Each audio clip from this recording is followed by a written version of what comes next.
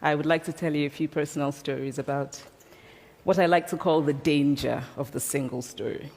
I thought about this when I left Nigeria to go to university in the United States. I was 19.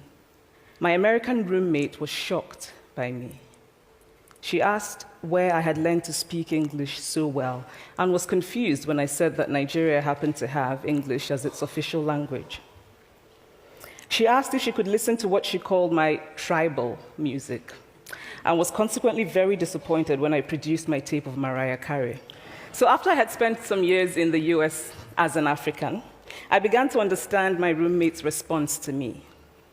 If I had not grown up in Nigeria, and if all I knew about Africa were from popular images, I too would think that Africa was a place of beautiful landscapes, beautiful animals, and incomprehensible people fighting senseless wars, dying of poverty and AIDS, unable to speak for themselves, and waiting to be saved by a kind white foreigner. So that is how to create a single story.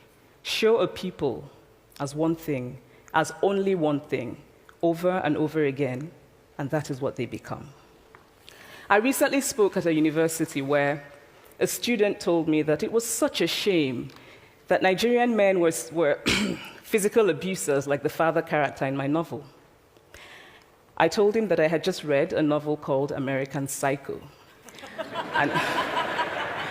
and that it was such a shame that young Americans were serial murderers. It would never have occurred to me to think that just because I had read a novel in which a character was a serial killer, that he was somehow representative of all Americans.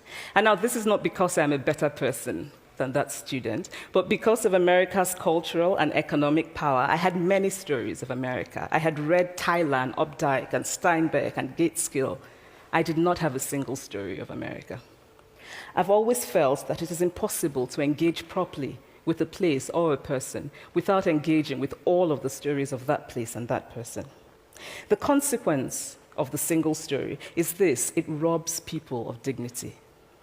It makes our recognition of our equal humanity difficult. It emphasizes how we are different rather than how we are similar. Stories matter. Many stories matter. Stories have been used to dispossess and to malign, but stories can also be used to empower and to humanize. Stories can break the dignity of a people, but stories can also repair that broken dignity.